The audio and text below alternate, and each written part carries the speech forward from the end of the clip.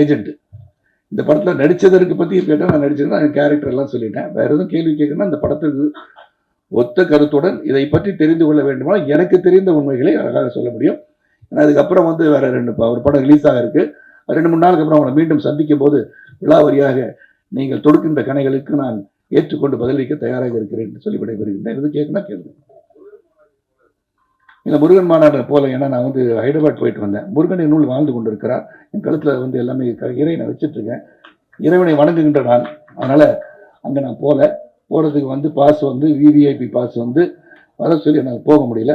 வர 7க்கு வந்து ஒரு பதிவு செய்து அனுப்பியிருந்தேன். பார்த்திருப்பீர்கள் அன்பு தோழர் என்று நினைக்கிறேன்.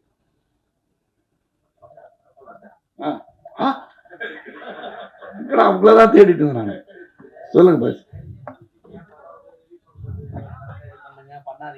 அப்படி சொல்லலண்ணா, ரிவ்யூ பண்ணாதீன்னு உங்களை சொல்ல முடியுமா பாஸ்? நான் படம் பார்க்க போறவங்க சொன்னேன். படம் பார்க்க போறேன். நீங்க ரிவ்யூ பண்றது வந்து கடமை. நீங்க வந்து there is a film critic, you can't say the truth, untruth என்னது நீங்க சொல்லலாம். படம் பார்க்க போறவங்க கூடமா போயிட்டு உள்ள இந்த வழியை உங்களான்னு சொல்லி நீங்களா சொல்ல போறீங்க? நீங்க அப்படி சொல்ல போறது இல்லையா? நீங்க கருத்துக்களை பதிவுகின்ற சேனல் வச்சிருப்பீங்க, இல்லாட்டி ஒரு யூடியூப் சேனல் வச்சிருப்பீங்க, அது வேற. நான் என்ன சொல்றேன், பார்க்குறவங்க வந்து பார்க்கட்டும்னு சொல்றேன். ஹெல்த்தியா இருக்குது, இண்டஸ்ட்ரி ஹெல்த்தியா இருக்குது. இந்த படத்துக்கு சொல்லலைண்ணா, எந்த படமாக இருந்தாலும் சென்று உங்கள் கருத்துக்களை உங்களுடன் வைத்துக் கொண்டு போய் பார்க்கட்டும் என்ற வேற ஒன்று பார்க்க முடியாது. அதெல்லாம் ஒன்றும் பண்ண மாட்டாங்கன்னா ஃபோர்ஸ் எனிபடி. கருத்தை ஒன்று பதிவு பண்ணுறேன். ரொம்ப நன்றி, ரொம்ப ரொம்ப நன்றி. தேங்க்யூ. அனைவருக்கும் வணக்கம். காலதாமதத்துக்கு வருந்துகிறேன். ஏன்னா 1:30 மணிக்கு வரேன், 1 மணிக்கு வரேன்னு, இல்லை நீங்கள் 2 மணிக்கு வந்தால் போதுன்னு சொன்னாங்க. அதனால் நான் 2 மணிக்கு வரலான்னு சொல்லி கிளம்புனது கொஞ்சம் டிராஃபிக், உண்மையான டிராஃபிக் ஜாமில் நான் மாட்டிக்கிட்டேன். மணி மாதிரி இல்லை. ஏன்னா மணி வந்து மெதுவாக வராரு, வந்து முன்னாடி வர உட்காந்தார். நான் தான் முதல்ல வந்தேன் மாதிரி. ஸோ வருகை தந்திருக்கின்ற அனைவருக்கும் என்னுடைய நன்றிகள், அந்த வணக்கத்தை தெரிவித்துக் கொள்கின்றேன். கண்ணப்பாவோட ப்ரீ ரிலீஸ் ஈவெண்ட் வந்து தமிழ்நாட்டில் மிகப்பெரிய லெவலில் பண்ணணும்னு எம்ஜிஆர் யூனிவர்சிட்டி வந்து பிளான் பண்ணிட்டு இருந்தாங்க. அது பல காரணங்களுக்காக இந்த படமும் வந்து 27ஆம் தேதி ரிலீஸ் பண்ணும்போது ஏற்கனவே ப்ரீ ரிலீஸ் ஈவெண்ட் முந்தானத்து வந்து ஹைதராபாத்தில் பண்ணாங்க. அப்போ நான் வந்து சென்னையில் வந்து நம்ம பண்ணுற ஈவெண்ட் பண்ணாமல் இருந்தால் அது எப்படி இருக்கும்னு சொல்லி யோசனை பண்ணி நம்ம ஒரு ப்ரெஸ் மீட், நான் உங்களெல்லாம் சந்திச்செல்லாம் நான் ஐடியா பண்ணேன். அப்புறம் விஷ்ணுகிட்ட சொன்னேன், என்ன அங்கிள் நம்மளே பண்ணிடலாம், நீங்கள் அங்கே கொஞ்சம் ரெப்ரசென்ட் பண்ணிடுங்கன்னு சொல்லி. இங்கே யாரெல்லாம் வந்து எடிட்டர் இருந்தாங்க, சம்பத்ராம் இருந்தாங்க, அப்கோர்ஸ் டிஸ்ட்ரிபியூட்டர் என் அருமை சகோதரர் சக்திவேல் சார் இருந்தாங்க. அவங்களாம் வச்சு நாங்கள் பண்ணிடுறோம், என்னதான் இருந்தாலும் கிளிட்ஸ் அண்ட் கிளாமர் கொஞ்சம் இருந்தால் நல்லாயிருக்கும்னு சொல்லி விருப்பப்பட்டு நீங்கள் பார்த்துட்டு இருந்து நான் பார்த்தேன். ஏன்னா சில பேர் கேட்டாங்க, என்ன போன தடவை மதுபாலா வந்தாங்க வரலையான்னு கேட்டாங்க. இந்த மாதிரி கேள்வி வந்து கேட்டவங்களாம் இருக்காங்க, 3வது ரோல் உட்காந்துருக்காங்க. அதனால் அதெல்லாம் நான் ஒரு ரெப்ரஸன்டேஷனாக வந்திருக்கேன். அதனால் அவங்களாம் அடுத்த முறை அவங்க வந்து ரிலீஸ் ஆன பிறகு படம் வந்து ப்ரிவியூ ஷோ போடும்போதாச்சும் வர வைக்கிறதுக்கு ட்ரை பண்ணுற மணி அதை கூட சொல்லிடுவேன். ஸோ இந்த படத்தை பற்றி சொல்லணும்னா ஒன்லைன் ஸ்டோரி தான் அது. கண்ணப்பான்னு சொன்னால் ஒரே லைன் தான் ஸ்டோரி. காளஹஸ்தி ஈஸ்வரன்னா சிவபக்தர்களே ஒரு சிறந்த பக்தராக 63 நாயனார்கள் ஒருவராக கண்ணப்ப நாயனார். ஏற்கனவே கன்னடத்தில் வந்து ராஜ்குமார் சாரும் அப்புறம் வந்து இந்த ரெபல் ஸ்டார் கிருஷ்ணன் ராஜு சார்லாம் அந்த படம்லாம் கண்ணப்பா தழுவிய கதைகள்லாம் பண்ணிட்டாங்க. இந்த கதையை வந்து விஷ்ணுவின் கோணம் தான் சொல்லணும். ஏன்னா ஒரு பிலீவர் நான் பிலீவர்களில் ஒரு போராட்டம் தான் ஃபர்ஸ்ட் ஹாஃப். அதுக்கப்புறம் எப்படி அவர் வந்து ஒரு இவ்வளோ பெரிய சிவபக்தனாக மாறினார், மாறியதுக்கு காரணம் என்ன தான் அந்த படத்தோட கரு. இது வந்து முதல்ல ஒன்று நான் சொன்னால் மோகன் பாபு சாருக்கும் விஷ்ணுக்கு நான் வந்து என்னுடைய வாழ்த்துக்களை தொடர்ந்து சொல்லிக்கொண்டே இருக்க வேண்டிய அவசியம். ஏன்னா ஹெவன் ஆன் எர்த் அப்படின்னு சொன்னால் எங்கே இருக்குன்னு பார்த்தோம்னா, எங்கே வந்து இந்த சொர்க்கம் பூமி எங்கே இருக்குது அப்படின்னு தேடணும்னா இந்த நியூசிலாண்டை போய் செலக்ட் பண்ணாங்க. அப்பொழுக்கற்ற ஒரு பூமியாக தெரிந்தது. நீங்கள் பார்த்தீங்கன்னா இந்த படத்தில் இருக்கிறதெல்லாம் நேச்சுரல் கலர்ஸ்ன்னு சொல்லலாம், தைரியமாக சொல்லலாம். இதெல்லாம் டிஐயில் கரெக்ஷன் பண்ணாங்க, கலர் கரெக்ஷன் பண்ணாங்க. அது ரொம்ப மினிமலாக இருக்கும்னு நினைக்கிறேன். ஏன்னா அங்கே வந்து அந்த நியூசிலாண்டில் ரோட்டருவான்ற இடத்துக்கு போகும்போது ஒரு 10 நாள் ஷூட்டிங் போகலாம், 15 நாள் ஷூட்டிங் போகலாம், 20 நாள் ஷூட்டிங் போகலாம். 120 நாளுக்கு மேலே ஒரு வெளிநாட்டில் போய் படம் எடுக்கிறது சாதாரண விஷயம் கிடையாது.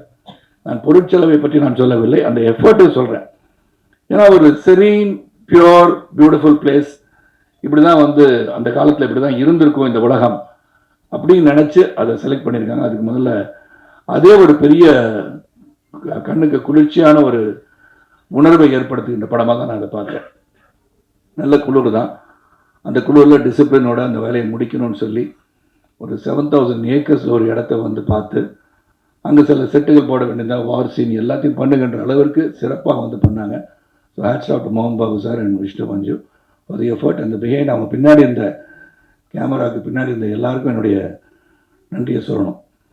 இல்லை ஆத்திரி சொன்னது மாதிரி, இப்போ சக்திவேல் சொன்ன மாதிரி சரி, சம்பத்ரா சொன்ன மாதிரி, இதில் வந்து இந்த போராட்டம் வந்து ஸ்டார்டிங் வித் சின்ன வயசுலேருந்து பார்த்தீங்கன்னா அந்த சிறுவன் கல்லை தூக்கி எறிய இது கல்லுன்னு சொல்லி பராசக்தி போல வசனங்கள் பேசுகின்ற ஒரு காட்சி அமைப்பெல்லாம் அமைஞ்சிருக்கும். ஏன்னா ஒரு இது வந்து சக்தி எப்படி வருது, இந்த கல் தானே இது, இதுக்கெல்லாம் பலிலாம் கொடுக்குறோமே அப்படின்னு ஒரு பெரிய மனப்போராட்டத்தில் இருப்பவர் தான் தின்னா. நம்ம கண்ணப்பாக மாறுகிறேன். நான் வந்து தின்னாவோட ஃபாதர் நாத்து நடிச்சிருக்கேன். ஏன்னா எனக்கு வந்து பல முறை வந்து மோகன் பாபு சார் 13-14 வருஷமாக இந்த படம் பண்ணு சார், அந்த படம் பண்ணுன்னு சொல்லும் போதெல்லாம் எனக்கு பண்ண முடியாமல் போச்சு. ஆனால் இந்த கதை வந்த உடனேயே அந்த முகேஷ் குமார் சிங் வந்து மிகப்பெரிய அளவில் மகாபாரத்தை டைரக்ட் பண்ணி பெரிய அளவில் வெற்றி கொடுத்துருந்தார். அவர் இன்னொரு ப்ராஜெக்ட் வச்சுருக்கார். மகாபாரதம் வந்து ஒரு 3000 கோடியில் பண்ணோட மிகப்பெரிய ஆசையோட அதை இன்னும் கொஞ்சம் பெருசாக பண்ணணும்னு ஆசைப்பட்டுருக்கார். அவர் கனவுகள் பலிக்கட்டும் சொல்லி அவரை வந்து செலக்ட் பண்ணி மோகன் பாபு சார் மகாபாரதம் வந்து ஹிந்தியில் வந்துச்சு, அவரை செலக்ட் பண்ணி கண்ணப்ப நாயனார் கதை எடுக்க சொன்னது வியப்பாக இருந்தாலும் சிறப்பாக எடுத்திருக்கிறான்னு சொல்லலாம். எனக்கு கொடுக்கப்பட்ட கேரக்டர் அதில் வந்து இந்த கான்ஃப்ளிக்ஸ் பிட்வீன் மீ அண்ட் தின்னா, அதாவது விஷ்ணு, ரொம்ப சிறப்பாக அமைஞ்சிருந்துச்சு என்னை பொறுத்த வரைக்கும். ஏன்னா எடிட்டர் ஆந்தனிக்கு தான் தெரியும், சிறப்பாக நடிச்சிருப்போம், சிறப்பாக அமைஞ்சிருக்கோம். எதை வெட்டினார், எதை தூக்குனார், எதை சேர்த்தாரு எனக்கு தெரியாது. ஆனால் நல்லபடியாக இருக்கேன்னு சொல்லிட்டார். அதே எனக்கு உத்தரவாதம் இருக்கேன்னா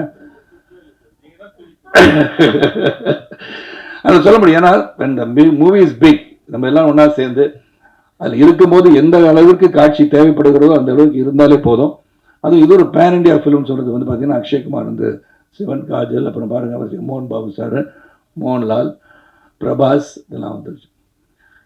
இவங்கெல்லாம் வந்து இன்டர்வல் எல்லாம் வந்த பிறகு இந்த படம் வந்து கடைசி 1 hour வந்து ரொம்ப ஸ்ட்ராங்காக இருக்குன்னு சொல்லி ஆந்தனி சொல்லுவோம். உண்மையிலே சந்தோஷமாச்சு. இங்கே மட்டும் இல்லை, ப்ரீ ரிலீஸ் இவெண்ட்லேயும் அவர் சொல்லிட்டு இருந்தார் அதை பற்றி. ஏன்னா அவர் தான் முழுமையாக பார்த்து எடிட் பண்ணி இந்த வார் சீனாக இருந்தாலும் சரி, காட்சிகளாக இருந்தாலும் சரி, லவ் சீனாக இருந்தாலும் சரி, எல்லாமே அவர் வந்து பார்த்துருக்காரு.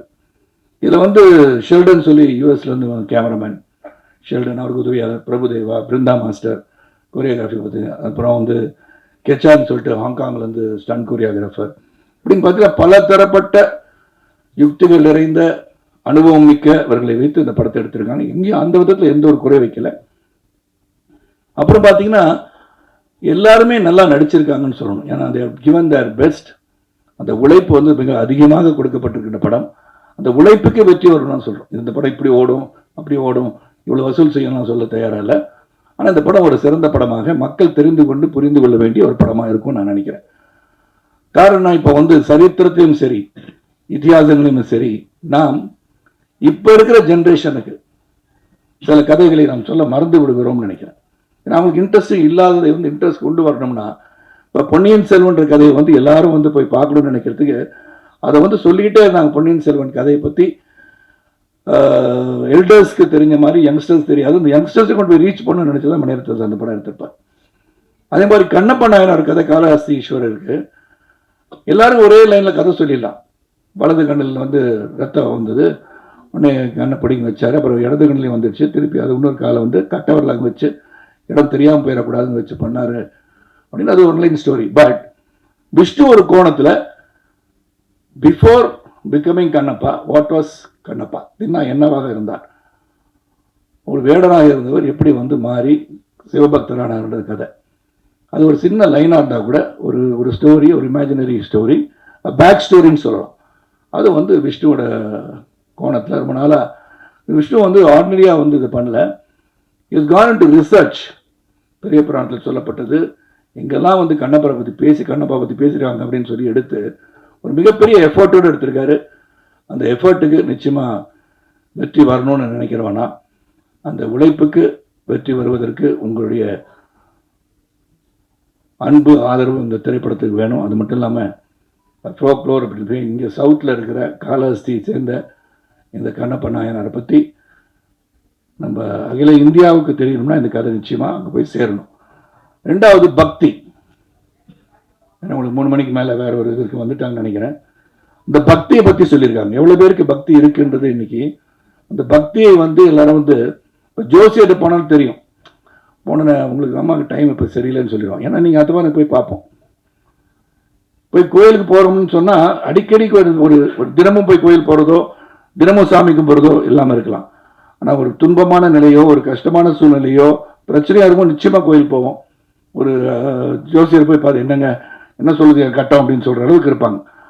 அதெல்லாம் போய் வந்து ஒரு இறைவன் இருக்கிறான் என்பதை மேலும் மேலும் சொல்லி, அதுவும் சிவபக்தி அப்படின்னு சொல்லும்போது பக்தியை பற்றி ரொம்ப அழகாக இந்த இருக்கு ஜென்ரேஷனுக்கு. இறைவன் omnipotent, omnipresence, may it be Jesus, may it be Allah, or may it be Shiva, may it be Murugan அப்படி இருக்கும்போது கடவுள் என்று ஒருவர் இருக்கிறார் என்பதை நாம் நம் வழக்கப்படி அதை வந்து கடவுளை வந்து நம்ம துதித்து வணங்கி நம்ம செயல்பட்டால் வாழ்க்கை சிறப்பாக இருக்கும் அப்படின்றத சொல்லுகின்ற கடமையா இருக்கு. பல பேர் பார்த்தீங்கன்னா இப்போ காலத்தின் ஓட்டத்தில் பொருளாதார அடிப்பில் உயரும் போது நான் சொன்னேன், இப்போ ப்ரீ ரிலீஸ் ஈவெண்ட் கூட காந்தி யாருன்னு கேட்டாலும் கேட்டுருவாங்க.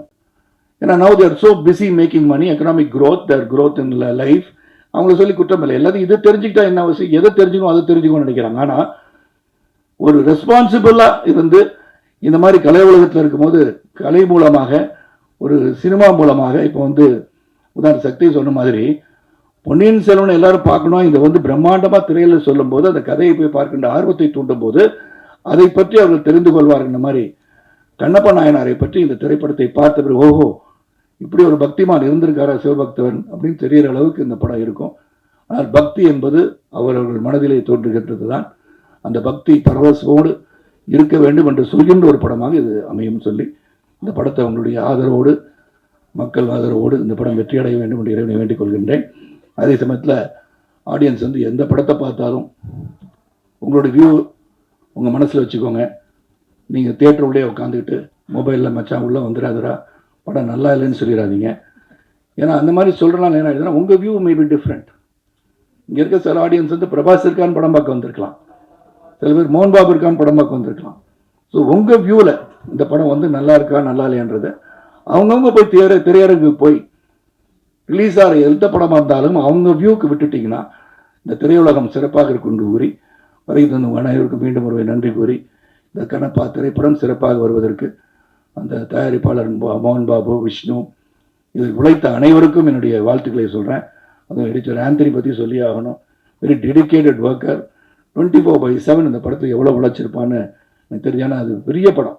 அதை வந்து டு பிரிங் இட் டு ஒரு சிம்பிள், அவரே சொன்னார் லென்த்து மாதிரி தெரியும் ஆனால் இருக்காதுன்னு அவரே சொல்கிறாரு.